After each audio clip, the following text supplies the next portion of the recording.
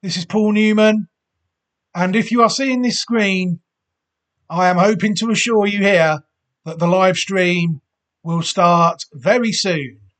So please stay tuned.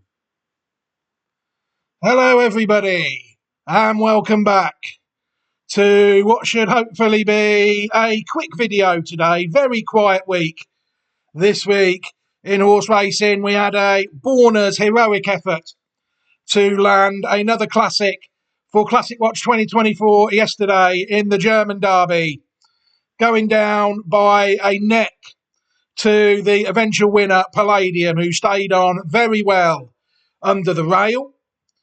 This week it's Newmarket, the July Cup meeting at Newmarket. The 2-year-old races might be of interest, the 6 furlongs and the 7 furlong race that, of course, City of Troy won last year, the Superlative Stakes. So we might get a quick 2-year-old video out towards the end of the week once I know what is running. But this video again is it's going to be touching on Freemasonry today. I think the craft and the role of Freemasons in horse racing. My view is that not only is Freemasonry endemic in horse racing, it is endemic in life. You know, people only need to live their life as a non-Mason to know how difficult life can be made for them. This is actually the third time I've actually been forced to do a video around this subject in horse racing. There's a guy who I think he's linked with so many loose affiliates. He does content for Star Sports. Basically, I think he is a controlled outlet. You know, there's so many controlled outlets in the horse racing media. And I do think this guy is one. You know, I personally think that. Others will, of course, take a totally different view. And that is 100% fine. You know, that is what makes the world go round. Differing opinions.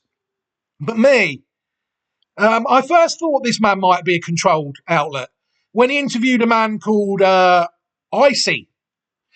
Gerard Norris, his name is, I think, in Ireland. This is a man who has just pulled off a little bit of a tipping scam himself.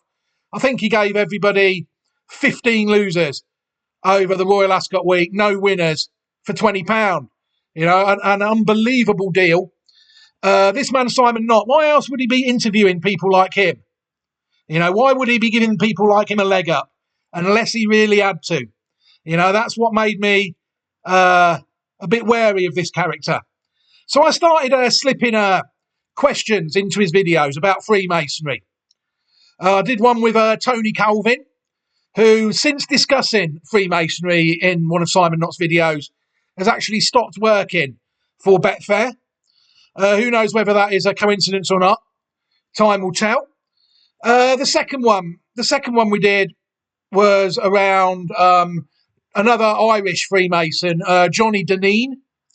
I do think Johnny is a Freemason. He's a controlled racing pundit. You know, again, other people will, of course, be free to think otherwise about them. You know, I'm not trying to establish a consensus in these videos. I'm just giving my views on them as an individual and trying to ascertain what is going on with these people.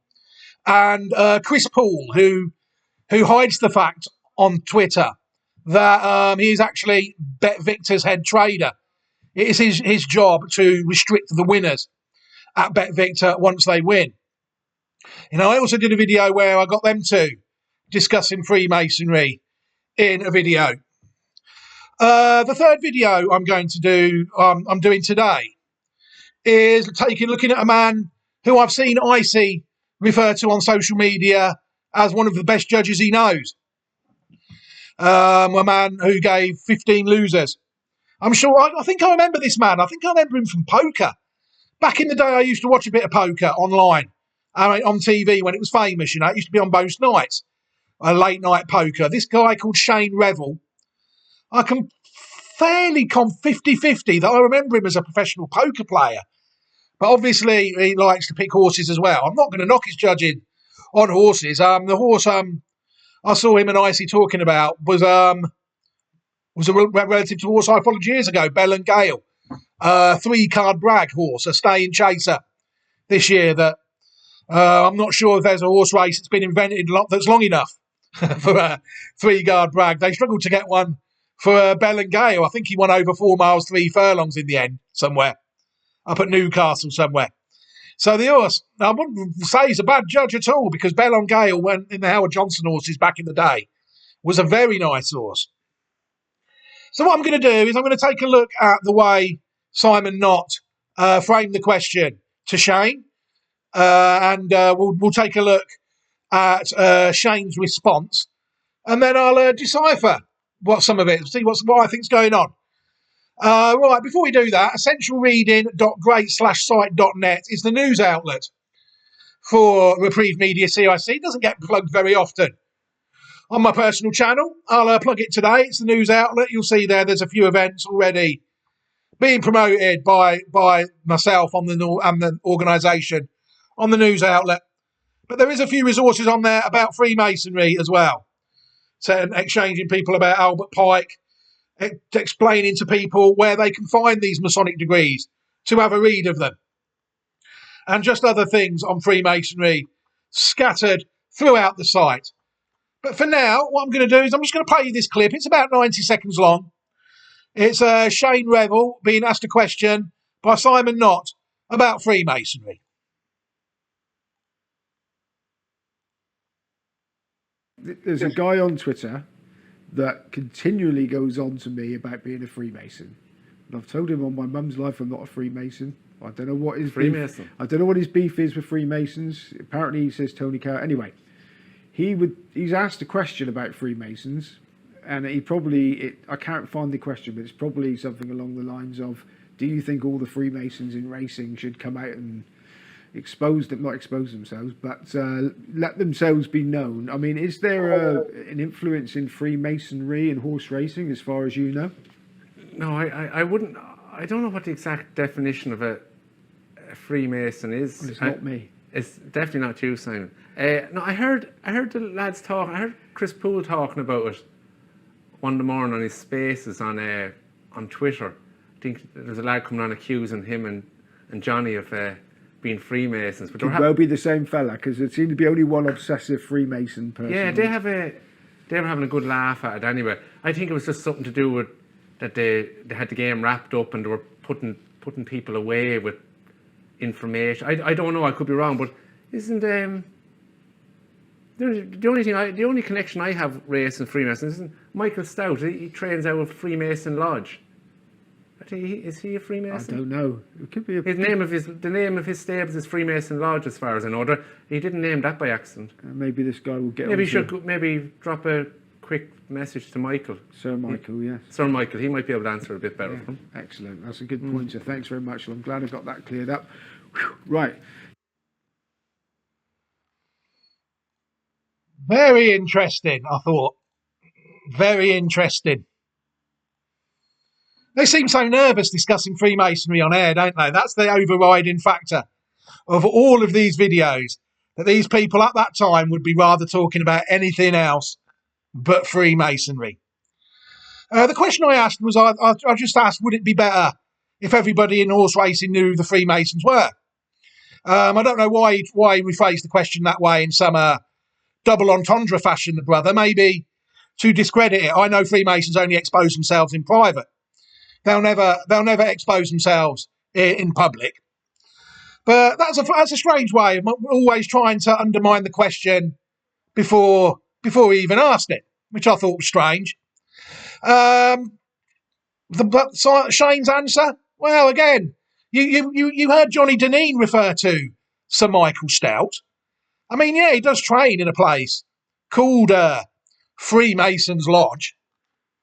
He in no way named the stable. I mean, the stable was existed a long time before Michael Stout got it.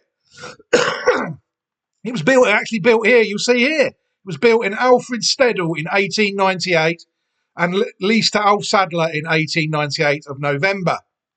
He also built Clarehaven stables, which I think is John Gosden's yard. You know, so are all these guys Freemasons?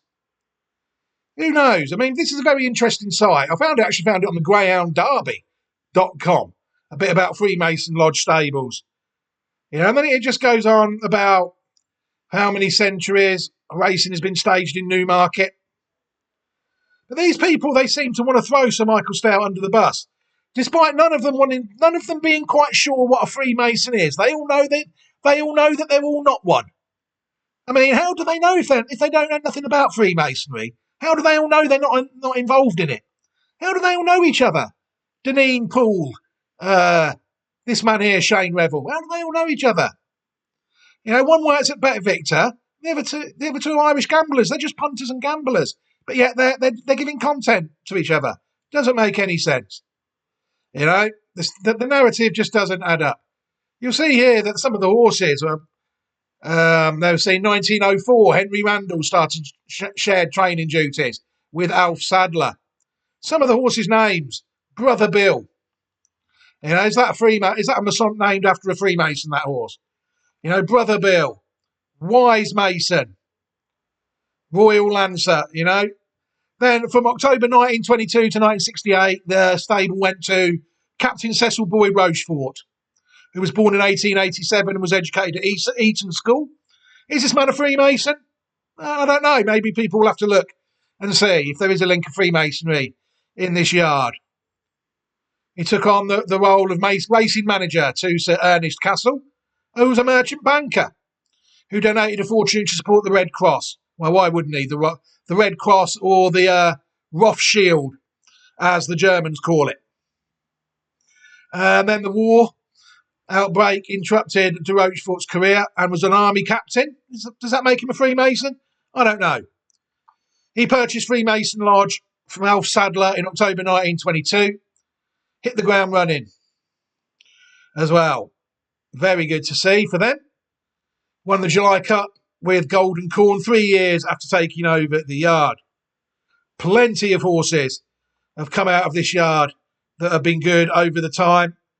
It's like a history of horse racing. Were they all trained by a Freemason? Who knows? I mean, Shane Reville and Johnny Deneen have both named Sir Michael Stoute as a Freemason in videos. The other two videos, I'll include a link to the playlist as after this video, so people can watch the other two videos.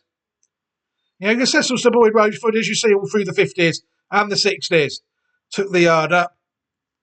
And then it went to Henry Cecil for 2 years, the late, great Henry Cecil. I mean, he trained at Freemason Lodge. Does that make Henry Cecil a Freemason? Who knows?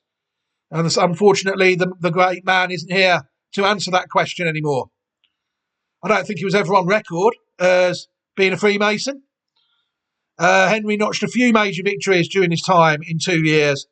You'll see there, Approval, trained by Henry Cecil, won the Futurity Stakes. Was maybe the big one. In 1972, that's when Sir Michael Stoute got involved, you see. So Sir Michael Stoute, like Shane said, Sir Michael Stoute did not name this yard anything. He just inherited it. In 1972, I didn't know Michael Stoute's father was the Chief of Police of Barbados. Does that make him a Freemason? I don't know. He joined Pat Rowan stable as his assistant in 1964, remaining in the post for the next 8 years. In 1972, he took our licence to train in his own right. He ended up training from Sir Michael Stoute's Freemasons Lodge. You'll see there's a lot of victories there in the 70s and the 80s, all pretty much up to the current day. You had a horse like Desert Crown win the Derby a couple of years ago, didn't you? And the top 5 Freemasons Lodge horses of all time, according to this website. I'll disagree with probably Shergar has to be up there. Sharastani, Shadid, Workforce, and Sharif Dance. Are they Masonic horses trained by Freemasons, owned by Freemasons? Who knows? That's my point, you see. It'd be a lot easier for people to know who was Freemasons in horse racing and who wasn't if they were actually more transparent with their Freemasonry. But it seems to be the topic that nobody wants to talk about. Right, before I end this video, I'm going to steer in the direction of 2 books. Ireland, Land of the Pharoahs, The Quest for Our Atlantean Legacy by Andrew Power. If people want to understand about Ireland and the secret societies, then this is one of the books for them. There are so many. But this is a nice introduction. Ireland, Land of the Pharoahs, written by Andrew Power. It's freely available online. People go to archive.org. They will soon find it. And again, the same with the next book. The Secret Societies of Ireland, Their Rise and Progress, by Captain HBC Pollard. He is late of the staff of the Chief of Police in Ireland. So this guy knows this guy, probably a Freemason himself. He'll know who the Freemasons are for sure. A fantastic read. This book is. Goes through all the history of Ireland and Freemasonry. You know, the craft is what it is. You know, wherever you find organisation, you will find Freemasonry. That is just how it is on this planet. Unfortunately, my view, very endemic in horse racing. Freemasonry, without any shadow of a doubt. Is everybody who Simon Nott interviews a Freemason? I think they have to be tarred with the crafty brush by association, really, because I can't see how he wouldn't interview non-Masons. He doesn't want to give non-Masons a leg up. There's a clique. Whether they're all Freemasons or not, there is certainly a clique, isn't there? That cannot be disputed. What is the ideology behind it? That is the question that I do believe needs asking. Right, I'm going to end. I just wish that Simon Nott would ask him a question about Freemasonry in all of his interviews. You know, every time I see him ask for questions, I do try and get him to ask one about Freemasonry. And to be fair to him, he always does. But he always looks very nervous discussing the topic. You know, even though he's not one. You know, why would a non-Mason be nervous about discussing Freemasonry? You know, why would they? So the pieces of the puzzle just don't add up around horse racing. It's very cliquey. You know, you get people with virtually no influence at all start coming on, giving tips out, and they're interviewing jockeys or interviewing trainers. Well, it seems a bit of a merry-go-round. You know, it is definitely that. Definitely cliquey. That would be my view. Are they all rolling their trouser leg up? Honestly, it wouldn't surprise me one bit. Would not surprise me one bit. And the same in the gambling sector. Right, I'm going to leave this video here now. Hopefully we'll have more discussions on Freemasonry at some point when I can get somebody to ask somebody a question about it that doesn't want to be asked it. What I'll do is, like I said, I'll leave a copy of the playlist containing, which this will be the third video in it, where people will be able to see the interview then with former Betfair pundit Tony Colvin, who actually admits to there being a clique in racing in that video. Has that cost him his job? I don't know. But one thing cannot be disputed. That did happen. He was forced on record. He discussed it. And now he is no longer employed by Betfair. The second video discussing, like I said, Chris Poole and Johnny Deneen. The third video, this one, featuring Shane Reville. Right, I'm going to end this video here. Thank you very much to everybody for watching it. What I'll also give you, everybody, is an opportunity to subscribe to the channel. If they've watched this video and they've chosen not to subscribe to the channel already. Classic Watch 2024, we're moving towards ledger trials this week, I think. Races like the Bahrain Trophy at the July meeting. We'll be taking a look at them. We've got Gordon Stakes coming up, Voltager at York. But like I said, we've got Los Angeles, who, when I made the video, I did say I fancied him more for the ledger than the Derby, which he managed to take out, the Irish Derby. So I think we're going to have to find a good one at this stage to get on the channel. We've got Los Angeles on there, and probably others will run as well. But that's for a long, nearer the time, long way to go yet. Until the UK St Ledger, we've also got the German Oaks and the Irish Oaks coming up as well. And the two all-age St Ledgers in Ireland and France, and maybe a Japanese St Ledger, which I think is coming up as well. But for now, I'm going to leave this video here. It's been an absolute pleasure to bring it to you. Excuse me. Take care, everybody. Have a fantastic Monday and take care. Goodbye.